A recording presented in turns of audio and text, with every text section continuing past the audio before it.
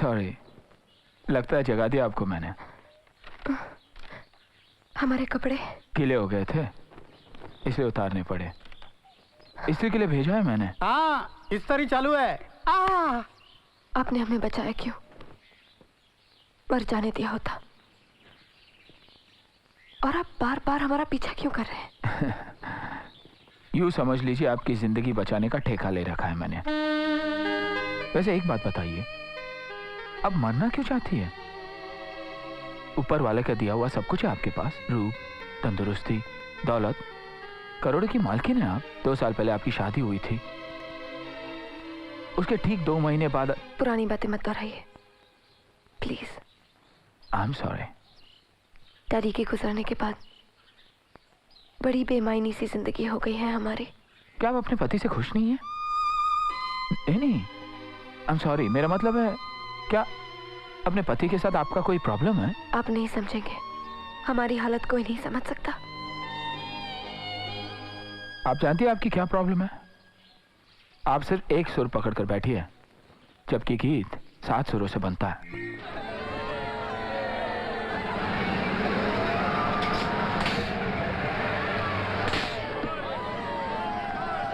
आज बरसों के बाद इस तरह के मेले में आई हूँ, कितना अच्छा लग रहा है। तुम सही कहते हो, जिंदगी जीने के लिए है, मर मर के जीना फिजूल है। सागर, वो देखो, बचपन में ना मैं पिताजी के साथ वैसे झूले में बैठे करती थी। चलो ना हम लोग जाके झूले में बैठेंगे। नहीं, तुम चलो।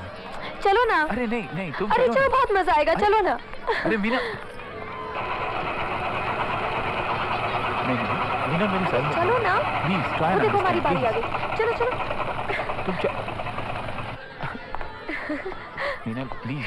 मीना अरे चलो ना, बहुत मजा आएगा। नहीं बैठ सकूंगा मैं। आओ ना प्लीज।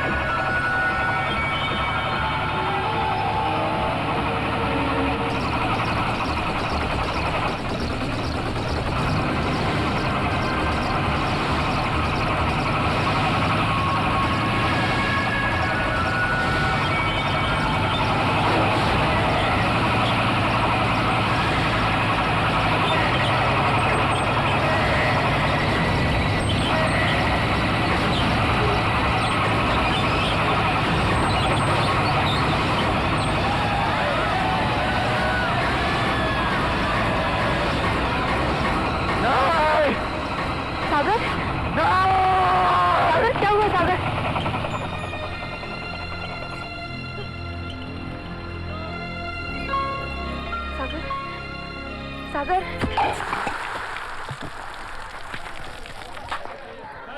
क्या हो गया था तुम्हें? मुझे ऐसे लगा जैसे झूला टूटकर निकल गया और हम जमीन पर गिर गए। मुझे ऊंचाई पर बहुत चक्कर आते हैं मीनल, इसलिए मैं झूले में बैठने से इनकार कर रहा था। ये सब हमारी वजह से हुआ है। हमें पता नहीं था। तुम्हारा कोई कसूर नहीं। बचपन से ही ऊंचाई से डर लगता है मुझे। 6 साल का था तब से डर मेरे दिलो दिमाग में बैठ गया। पिताजी बचाओ! पिताजी बचाओ!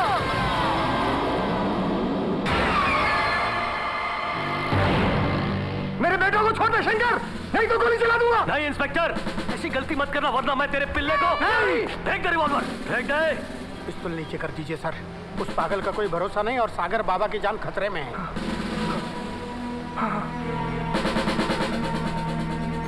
हवलदार ने सही बोला इंस्पेक्टर, मैं भरोसे लायक आदमी नहीं हूं।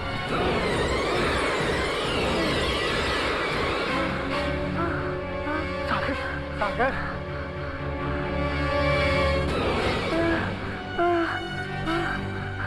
सागर, तुमने कभी इसका इलाज क्यों नहीं करवाया? करवाया था। पिताजी ने, लोगों ने बहुत कोशिश की थी कि ये डर मेरे अंदर से निकल जाए, लेकिन कोई फायदा नहीं। कभी कभी एक दूसरे के सितारे मिलने से बिगड़ी हुई बात बन जाती है, मुश्किलें आसान हो जाती हैं। जैसे कि तुम्हारी वजह से हमारी जिंदगी बदल गई। शायद ऐसा भी हो सकता है कि हमारी कोशिशों से तुम ठीक हो जाओ। सागर साहब, मैंने आपकी रिपोर्ट देखी है। मेडिकल टर्म में इस बीमारी को एक्रोफोबिया कहते हैं। ये एक प्रकार का मानसिक रोग है, एक किस्म का फंक्शनल डिसऑर्डर है। It's a psychosomatic problem. चाचा जी, आप इलाज बताइए। बेटा, मैं कुछ ट्रैंकुलाइजर्स और दवाइयां लिख के दे रहा हूं। मैंने बहुत दवाइयाँ ली डॉक्टर साहब, लेकिन कोई फायदा नहीं हुआ, यही ना? हाँ। इस तरह की बीमारी में अक्सर रोगी को दवाइयों के साथ साथ एक मनोवैज्ञानिक की भी जरूरत होती है।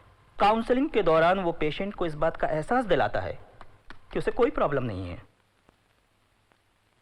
ये सिर्फ दिमागी कमजोरी है। चाचा जी, क्या ऐसा नहीं हो सकता कि हम इनकी काउंसलिंग करें? कोशिश कर सकती हो। सॉरी। लेकिन डॉक्टर साहब, आई श्योर कि काउंसलिंग से फायदा होगा? जरूर, लेकिन हाँ, थोड़ा वक्त लग सकता है। और हाँ, एक बात का ख्याल रखना, दोबारा आप जब कभी भी ऊंचाई पे जाएं और आपको चक्कर आए तो आप फौरन वहां से अपनी नजरें हटा लीजिएगा या फिर अपनी आंखें बंद कर लीजिएगा, क्योंकि जब आंखों के सामने वो नजारा नहीं होगा तो प्रॉब्लम नहीं होगी और चक्कर भी नहीं आएंगे। ओके। और थोड़े ही टाइम में आप नॉर्मल हो जाएंगे। तो आज से आपका इलाज शुरू। हमारी फीस महंगी पड़ेगी। No problem. एक मिनट। तेरे मर्द को मालूम है क्या तू यहाँ क्या करती है?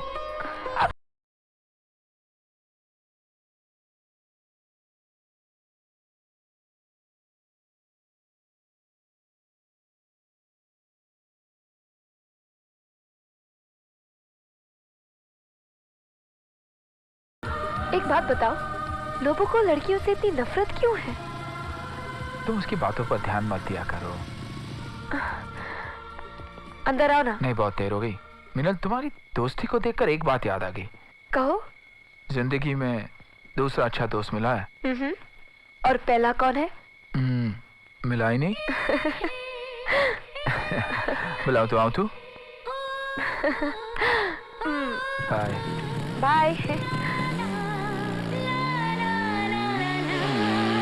बुलाओ तो आओ तू।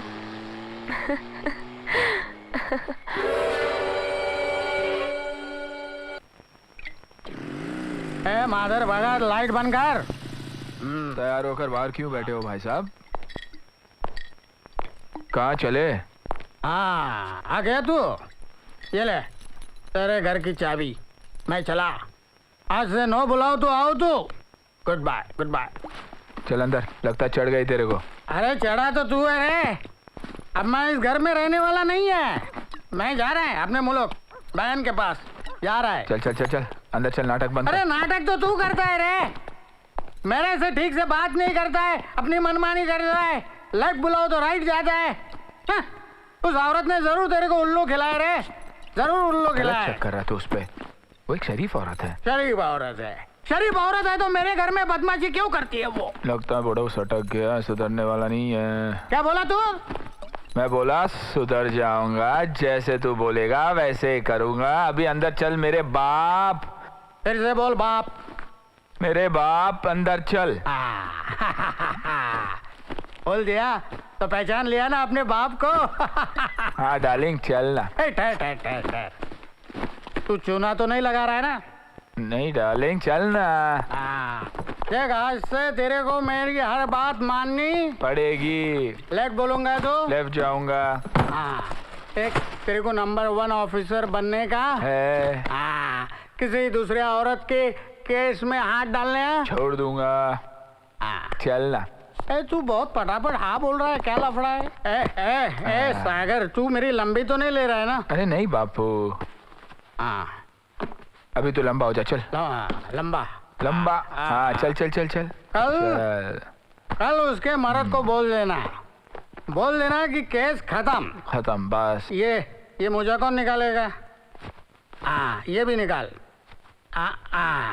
और क्या क्या निकालू? पहन क्यों निकाल रहा है? नहीं नहीं। अरे शरीफ लोग कपड़े पहन कर सोते हैं। अच्छा अब तू सो जा, कल सुबह बात करेंगे। ओके? तूने मुझे पटा लिया है। लेकिन ये आखिरी टाइम है, बाद में नहीं। Good night. सुन ले, सुन सुन सुन। हाँ सुना ना। Sorry sorry sorry sorry. लेकिन एक बात ध्यान से सुन ले। हाँ सुन रहा हूँ। दिवाली मनानी है ना, पटाखे खरीद ले, लेकिन किसी का घर जलाकर दिवाली नहीं मनाई जाती।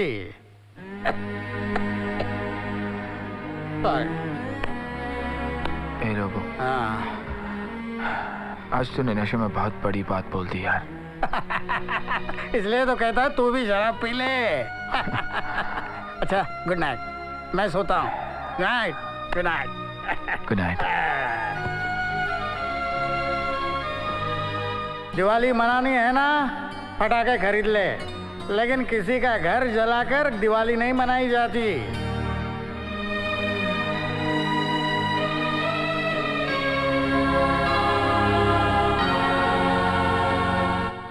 क्या बात है, आजकल तुम चुपचाप रहते हो, फोन भी नहीं अटेंड करते हो, मिलने नहीं आते।